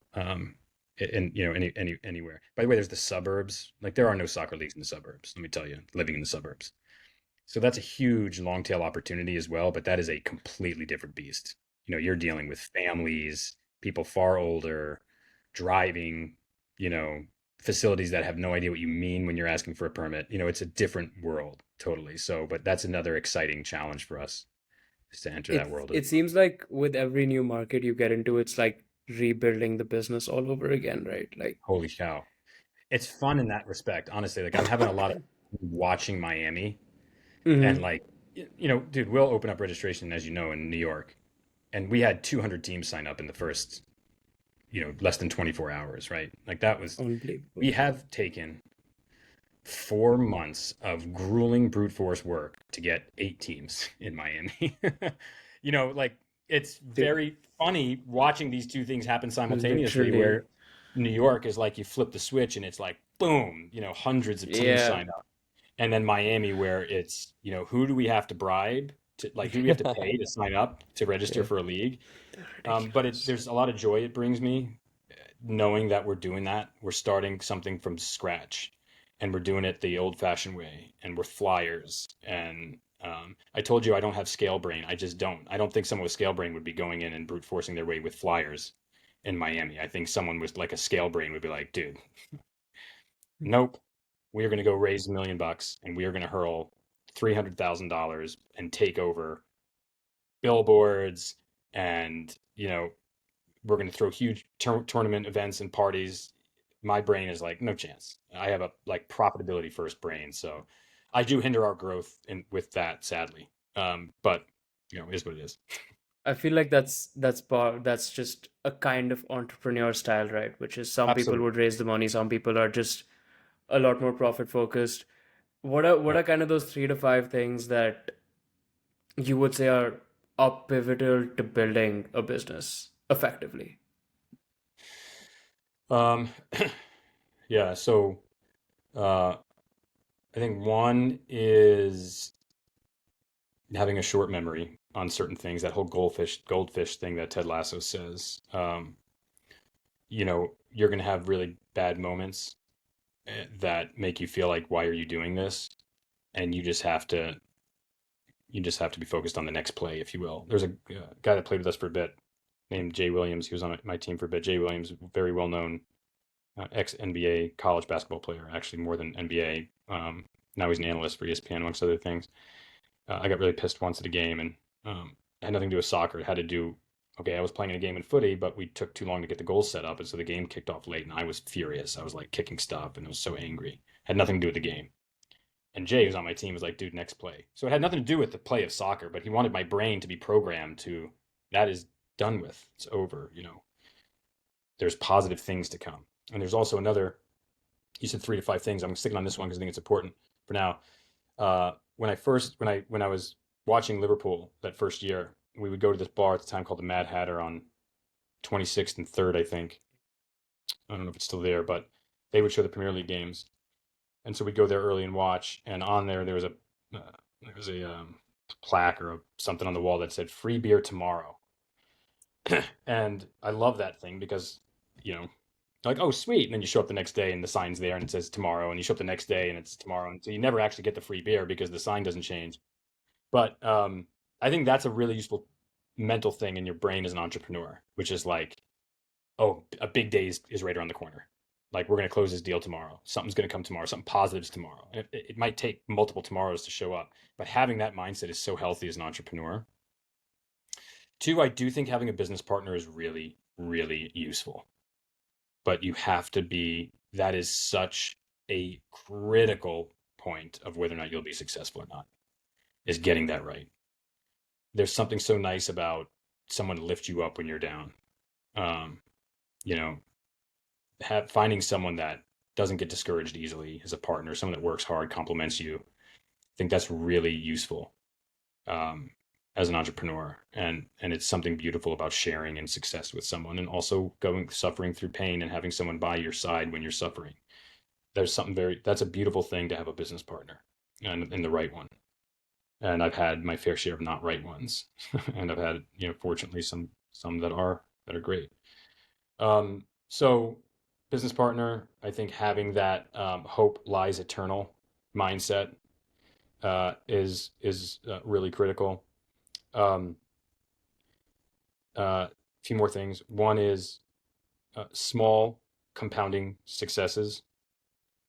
Really try to ground yourself in 1 foot forward and accomplishing that rather than focusing so constantly on the end goal, which paralyzed me for a while. There's a great way to think about that, and that is that, if you're stuck on a mountain and you're cold and the wind's blowing and you can't see and you got to get to the bottom to survive, the people that are focused on getting to the bottom will die.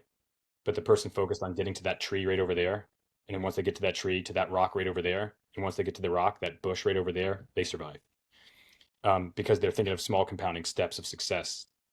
So that is really important as an entrepreneur. Is don't get so focused on this end thing. It's what's one small. Okay, another great visual for your listeners or readers is two ladders to heaven, and one ladder has 5 steps, and one ladder has 500. But the one with 5 steps, you can't even reach the first step because it's too fucking high up. So the person that's got 500 steps to go is like already halfway up the ladder, and you're still jumping for that first step because you're thinking about the 4 giant leaps to get to your end goal, but they're too far away. You can't even take it. Whereas that 500 steps, it's like, oh, that's one small step. Yeah, I can knock that off. Oh, I can knock that next step off. And next thing you know, you're 100 steps in. That is maybe that's arguably the most important thing about entrepreneurship is small compounding victories, or small victories will compound to much larger victories. So small compounding victories, which is also kind of baby steps, if you will. There's a funny movie called What About Bob, where this psychologist writes a book called Baby Steps, Bill Murray movie, and he's like, if you want to overcome, deep trauma or obstacles, just focus on baby steps towards success. So, small compounding wins, choosing a smart partner to share your pain with, having this hope lies eternal mindset, and narrow focusing on a small, narrow problem, um, and being the best at that thing, it will just save you such a headache. So when you have a narrow problem to solve, you have a narrow maybe market to solve for, it means your marketing message is far easier to communicate and it's far clearer. You've got one pain point to solve, so we're going to market this one pain point. We're going to focus just on it to this one audience, and it's just easier for your brain to get its head around when you're thinking about who your target market is and what the product is. It's so easy to be like, oh, but so many people can benefit from this. Well, then you have to market. You have to have like 1,000 different marketing messages, and it's so hard to just keep that signal strong. So that's another really important marker is, I'm going to pick by the way, you're starting with a small, narrow focus. That's the benefit of it. If you dominate it, you have so many options. Like us, we focus just on co-ed soccer. Well, we could launch a men's league tomorrow and dominate the New York market with men's leagues. You know that, easily. Everyone has now come to NYC Footy as the best soccer league in New York. Well, a lot of our competitors are begging that we don't open a men's league, and we won't, for most likely. But being the best at co-ed has given us the opportunity to open far easier and be the best at running a men's league or a women's league, if you will. That's just an example that applies to what I'm doing currently. So that's the benefit, of course, of just focusing on something narrow. So I'm sure there's more, but I think small compounding steps, do whatever it takes to really narrow your focus. Hope lies eternal mindset and finding a great partner to share in your joys and to support you during your challenging moments. I think if you can kind of build around that, you'd be in good shape. If you can find yourself a really great coach or mentor, you will accelerate far faster than I have, because I haven't taken the effort to find that yet, but I know that would be very helpful to me as well. I had it for a very brief period of time, and it made a monumental difference to my decision making, which accelerated the business when I had that person in my life. That's honestly beautiful advice. I think it was Peter Thiel who said on the narrow focus bit, it's better to have 100 customers who absolutely love your product than have a bunch of people that use it. And so, Totally. Yeah. Totally. yeah, I like that you touched on that. Oh yeah, and so many great marketers have used that. Seth Godin and others. They're just it's like a universal truth of business. It really is a universal truth of business. I mean, that should be smashed into the heads of entrepreneur students. Yeah. It's like a universal truth, you know. There's such Really value in like talking to the people that extract the most value from what you're doing for them. And that'll only happen if they truly love the product or the service you have Yeah. to offer them. Oh yeah. Uh, Oh yeah, absolutely. I Totally. I think to that effect, if you had to leave anyone in their 20s listening to this with one piece of advice, what is it going to be? Have a passionate side hustle. And I just think that's the most realistic thing that a listener can actually apply. is go take your full-time job. It's going to be hard to find your passion. It's going to be hard to know exactly what you want to do. It's going to be hard to make a living doing what you love in your 20s, or, if you're still discovering. So do all those things. Take a job that maybe you don't like. Find a way to make a living. But promise yourself that you will do something that you love, whether it makes money or not, on the side. Just promise yourself you'll do that thing. And because a lot of growth and joy can come from that. So that would be maybe the piece of advice I'd give. You're a very deep thinker and a very clear thinker. Do you think that comes in the way of happiness generally? No, I don't think, uh, well, no, because I've seen really deep thinkers that are happy. Um, it's a good question. I understand where that comes from, because if you're a deep thinker and you are trying to compute all of the things in your brain, A, it's very taxing and tiring, but B, there's always trade-offs. So it's tough to find pure joy and happiness when your brain is computing all the trade-offs all the time. But I think a lot of it, I think it's tough for someone that overthinks things like I do to find real happiness. Yeah, I think that gets in the way of happiness more than maybe deep thinking.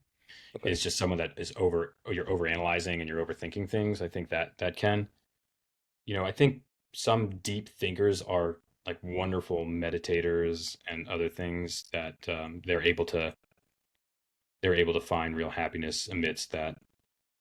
But I could be wrong. There might be some studies on that, to be honest. I'd be interested in knowing. I do sadly uh, wonder if I will be sidelined into never really finding that joie de vivre of life on a daily basis that I think some people have figured out how to find. I do. I don't want to be too fatalistic about it, but I think it'll be difficult for someone like me to find that regularly. You I know, guess it's also how you define happiness, right? Like, um, in a book I read recently, the definition of happiness was peace in motion. If you're peaceful, anything you do will be a happy activity. The lack of desire, the lack of want, that's what happiness is.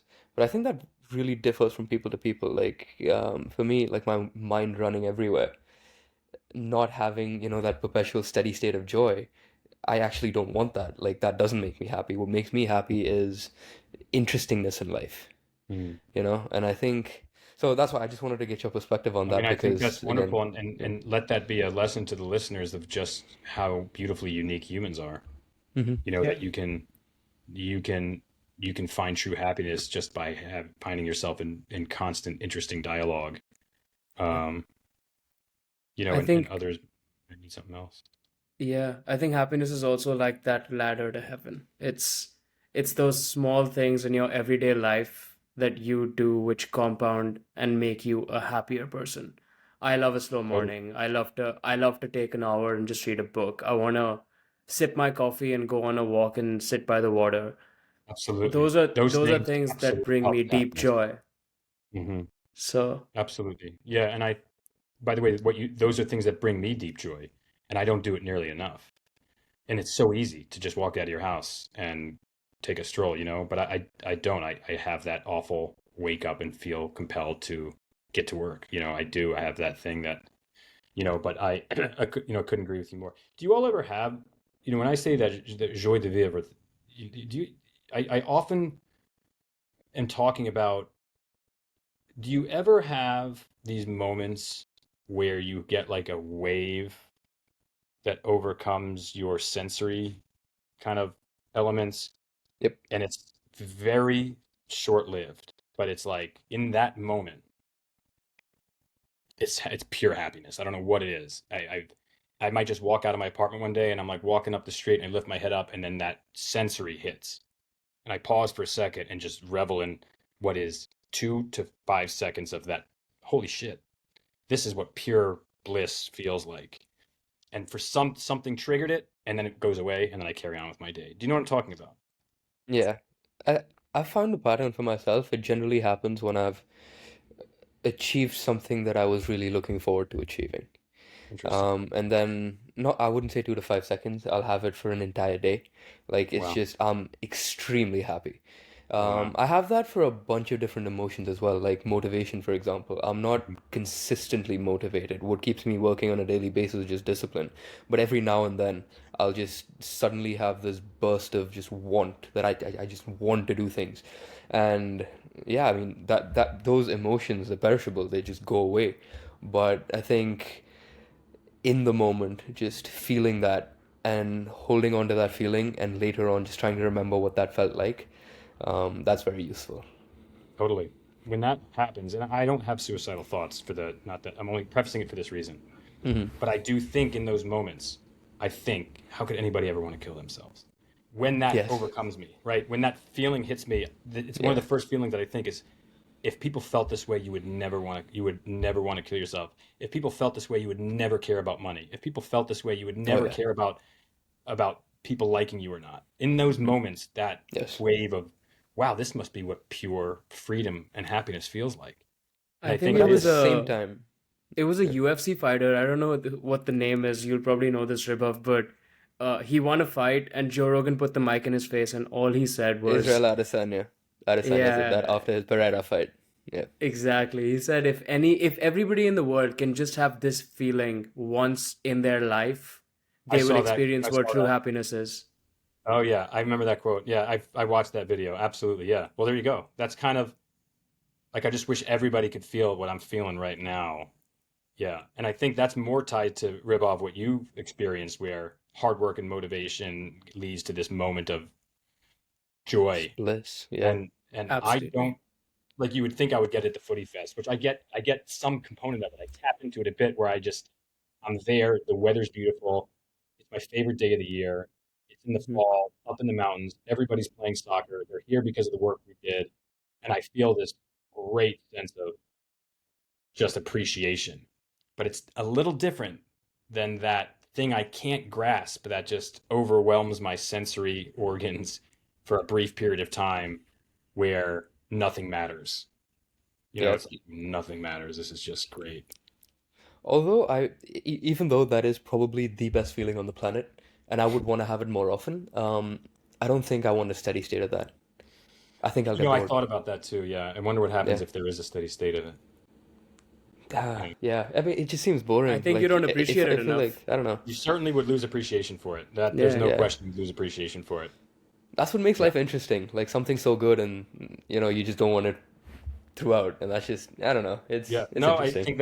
I think that's a great, you know, that probably applies to numerous things. But yeah, if this thing that's the best feeling in the world, yeah, you almost don't. It's weird, right? You don't want it to have it all the time. Yeah. Yeah. I think that You the don't want. fleeting nature of it makes you want it more. And so Absolutely. you Oh, that's go beautiful. after Yeah. it harder. Oh yeah. Oh, I love when it hits, man. Yeah. It's rare for me. It's It's a few times a year, but when it hits, it's just the best Yeah.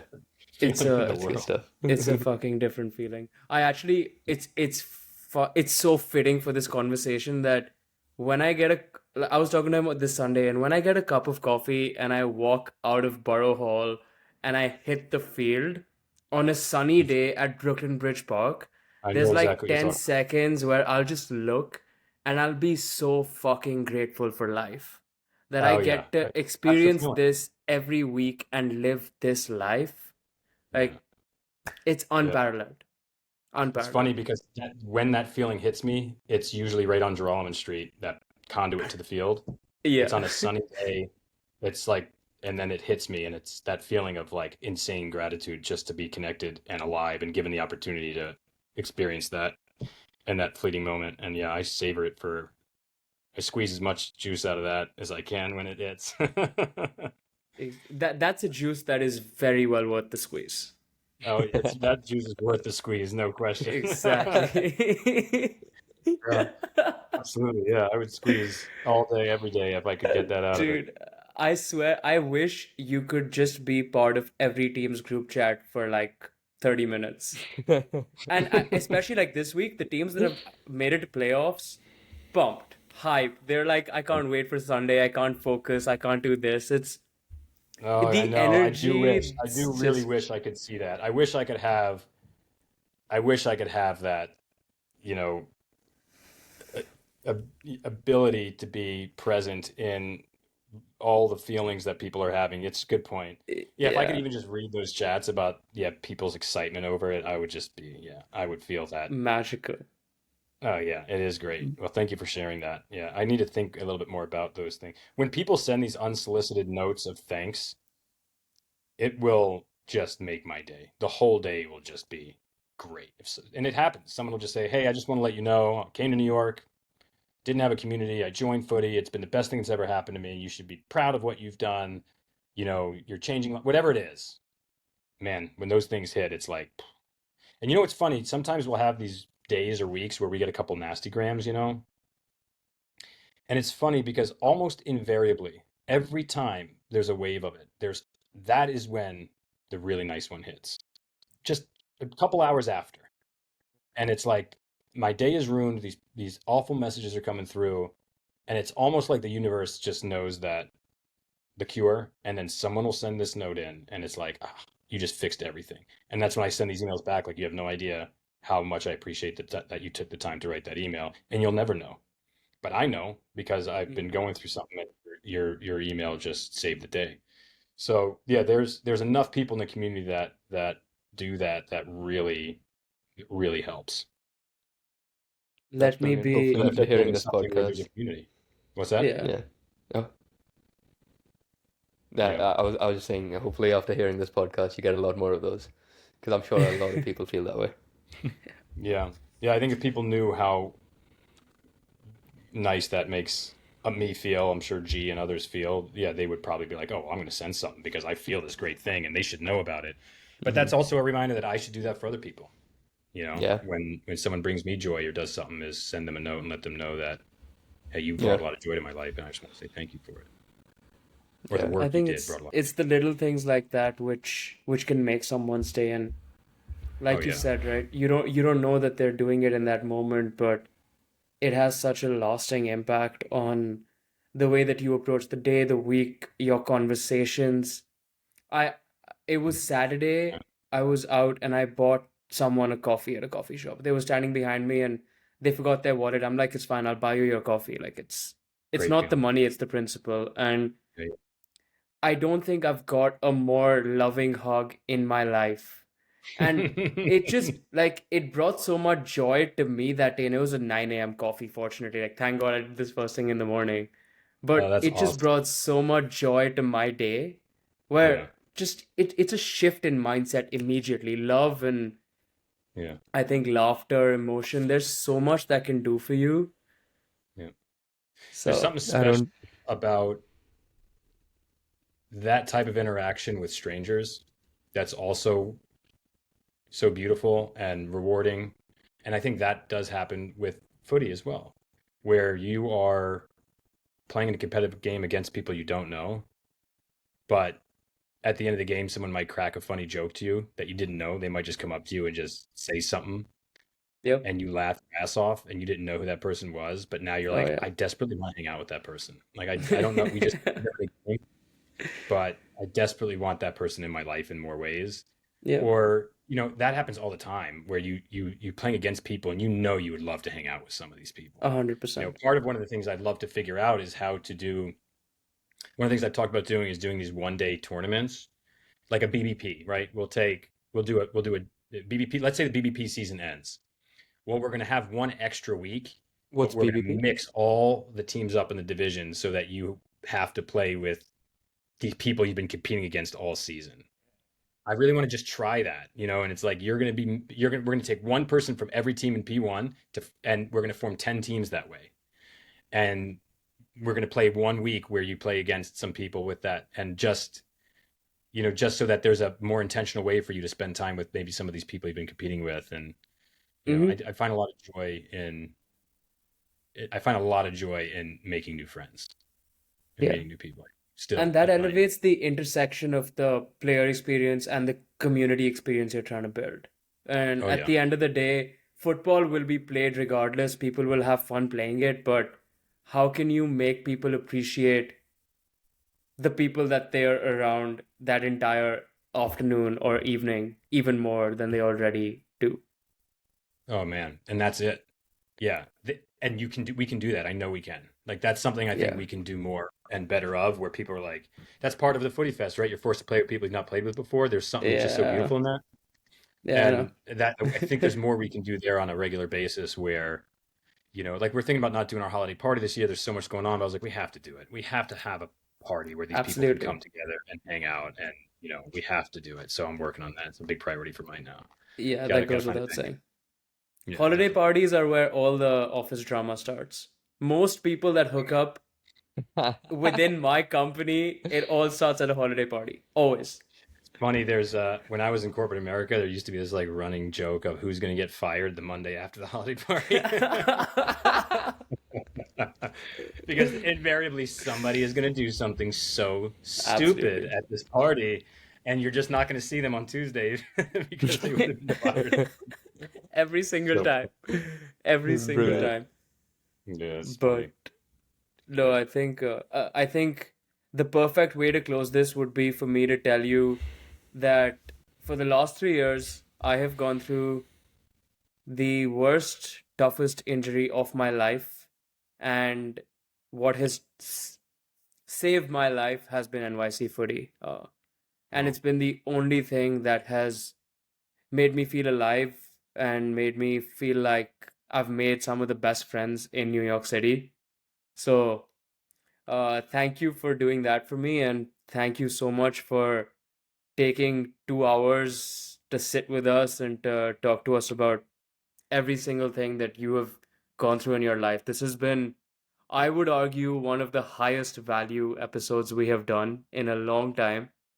And I know that Oh, everyone listening to this is going to take a lot away from you as a person, your journey, your business acumen, and just your overall empathetic self. So thank you so much for being with us. And I think the it's biggest, like one of the things that I love the most about this conversation was, I have a bunch of notes right on the side over here about things you've done, things we can talk about, but I haven't looked at it once. We just had a conversation, and that was very refreshing, and it didn't feel like a podcast. It just felt like a conversation, and totally, that yeah. was great. Well, And I that was really my like, compliment to our collective trio was that I think that's pretty rare amongst hmm people to be able to just, yeah, do that, and you guys have yeah, it. I think you've given us a lot of things to think about. There was a lot of wisdom there.